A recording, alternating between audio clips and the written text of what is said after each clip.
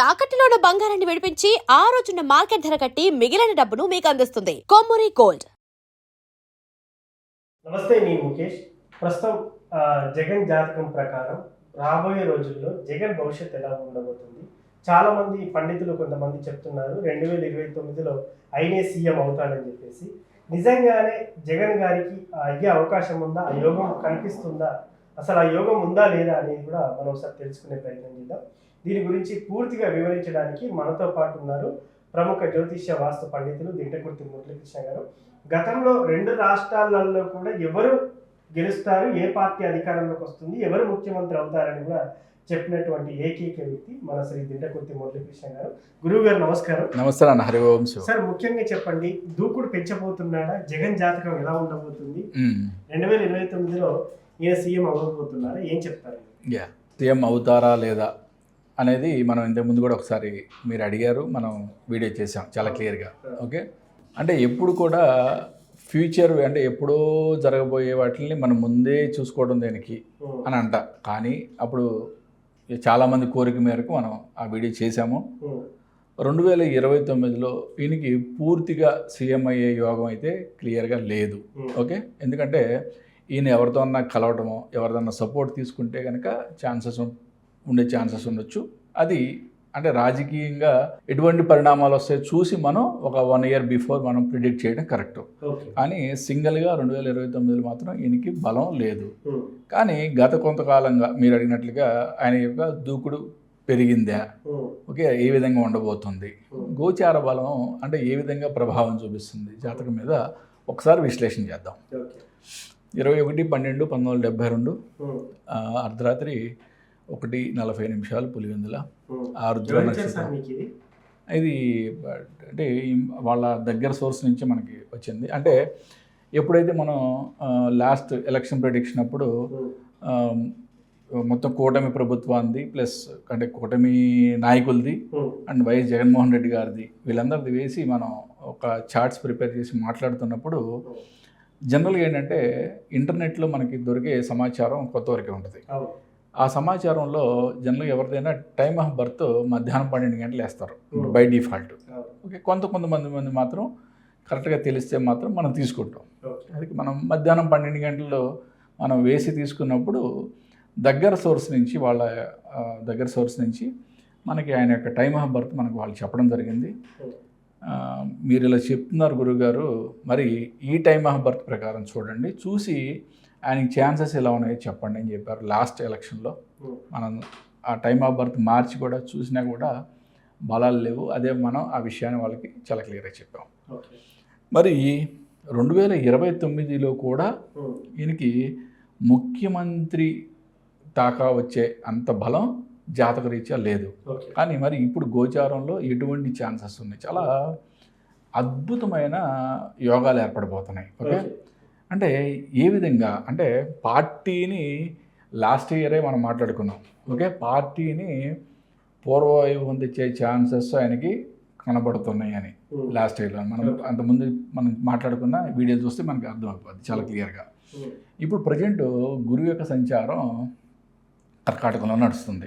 Okay, దీని శుక్ర బుధుల మీద దృష్టి ఏర్పడింది. రాహు యొక్క సంచారం కొమ్మలో నడుస్తుంది. ఓకే, అంటే ఇప్పుడు జనరల్గా ఆయనకి పెద్దగా ఈ యొక్క 9 months అద్భుతంగా పార్టీలో ఏదో వచ్చేస్తుందని మాత్రం ఏం చెప్పలేం. ఓకే, కానీ రేపు జూన్ 2027 తర్వాత గురువు యొక్క సంచారం మారుతుంది, సింహంలోకి వస్తుంది. గురువు యొక్క సంచారం మారిన తర్వాత అద్భుతమైన బలం ఏర్పడుతుంది. ఓకే, ఆయనకి రవి గురువుల యొక్క దృష్టి, గురువు మీద గురువు దృష్టి, ఇది చాలా రాజకీయ పరంగా ఆయన యొక్క పార్టీని మళ్ళీ ఒక లెవెల్లో తీసుకెళ్లే ఛాన్సెస్. అంటే ఎలక్షన్ బిఫోర్ టైం చాలా క్రూషియల్ అని చెప్పాము. ఓకే, 2027 జూన్ నుంచి 2028 ఆగస్టు వరకు కూడా గురువు యొక్క బలం చాలా అద్భుతంగా ఏర్పడుతుంది.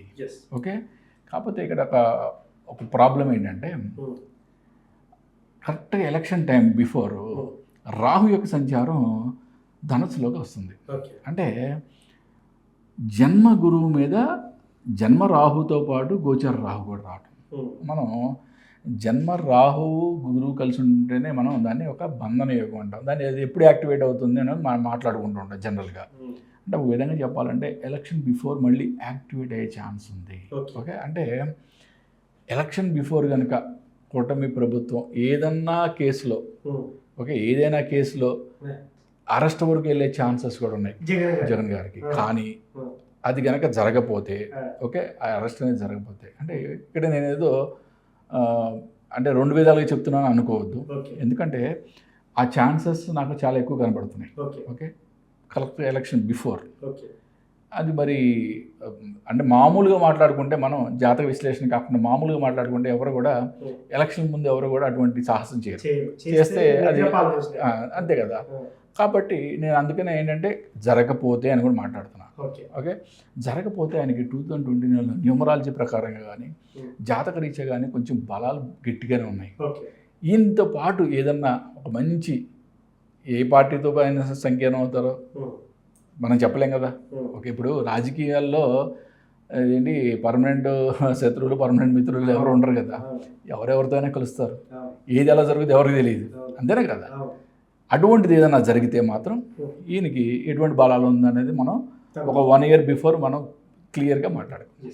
సో ఇప్పటికైతే నేను ప్రస్తుతానికి ఇలా ఉంది ఎగ్జాక్ట్లీ. ఇప్పుడు ఈ 8 months అంటే నెక్స్ట్ జూన్ వరకు కూడా పెద్దగా ఆయన పార్టీకి అద్భుతమైన పేరు కానీ ఆయనకి కానీ ఏమీ వచ్చే ఛాన్సెస్ లేవు. కానీ జూన్ తర్వాత ఆయనకి పార్టీ పరంగా ఆయన సొంత పరంగా కూడా మంచి గుర్తింపు మళ్ళీ పూర్వవైభవం వచ్చే ఛాన్స్ ఉంది. లాస్ట్ ఇయర్ ఎట్లయితే కొన్ని యాజిటేషన్స్లో ఆయన పుంజుకోగలిగాడు, మళ్ళీ అటువంటిది మళ్ళీ నెక్స్ట్ ఇయర్ మళ్ళీ చాలా అద్భుతంగా కనపడుతుంది. అంటే ఇక్కడ ఏమన్నా కనిపిస్తుందా సార్? మామూలుగా జాతకంలో మీకు చాలా కనిపిస్తాయని చెప్తారు. యోగం ఉందా మళ్ళీసారి సీఎం అయ్యే యోగం ఉందా?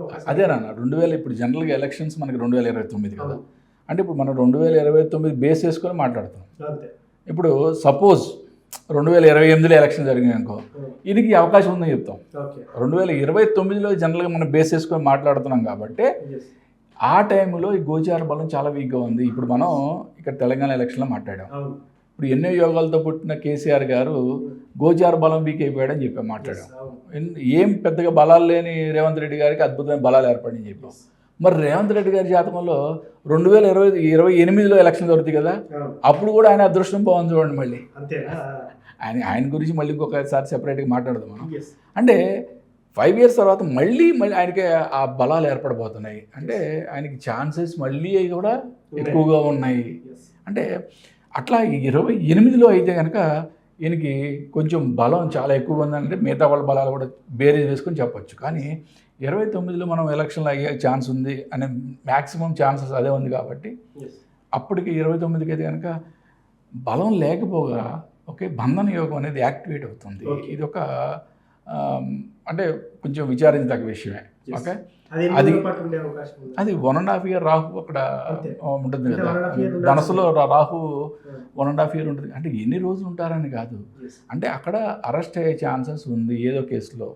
అది ఏ కేసు అయినా కానీ అటువంటి సాహసం కనుక గవర్నమెంట్ చేస్తే అది రాజకీయంగా ఆయనకు ఉపయోగపడే ఛాన్స్ కూడా ఉంది. ఎందుకంటే రాహు మీద రాహు మనం చెప్పాము, రాహు మీద రాహు ఎప్పుడు కూడా మనం నెగిటివ్గా మాత్రం ఆలోచించకూడదు, పాజిటివ్ కూడా ఉంటుంది. పాజిటివ్గా ఏంటంటే శత్రువు నిలబడలేకపోవటం. ఓకే, శత్రువు నిలువరించలేకపోవడం. అంటే శత్రువు నిలబడలేడు, అంటే శత్రువు ఏది చెప్పినా కానీ ఆయన ముందు ఆయన్ని నిలువరించడం చాలా కష్టం అవుతుంది. సో మొత్తానికి జాతకరీత్యా న్యూమరాలజీ ప్రకారం జగన్ గారి జాతకం ఎలా ఉంది? 2029లో ఆయన న్యూమరాలజీలో కూడా చూడండి 1వ నెంబర్ అంటే అద్భుతమైన పర్సనల్ ఇయర్ నెంబర్ వచ్చింది. మనకి ఇంకా మనకి ఎప్పుడు ఎలక్షన్లు జరుగుతాయి అవన్నీ కూడా మనం చూసుకున్నప్పుడు ఆ మంత్ నెంబర్స్, ఆ ఎలక్షన్ డేట్ నెంబర్స్ కూడా మనం ఇంకా క్షుణ్ణంగా పరిశీలించి అప్పటికి ఇంకా పూర్తి వివరాలతో మనం విశ్లేషణ చేయొచ్చు. 2029లో ఎలక్షన్ జరిగితే మాత్రం ఈయనకి ఒక్కటే సింగిల్గా మాత్రం ఛాన్సెస్ లేవని చెప్పాలి. ఓకే, ఎవరితో ఈయన కలిసి చేస్తే కనుక ఛాన్సెస్ మారే ఛాన్సెస్ అని మనం విడిగా మాట్లాడుకుందాం. So thank you sir. Jagan గారి జాతకం ఎలా ఉంది అనేది చాలా చక్కగా విశ్లేషించారు. ధన్యవాదాలు. నమస్తే హరి ఓం.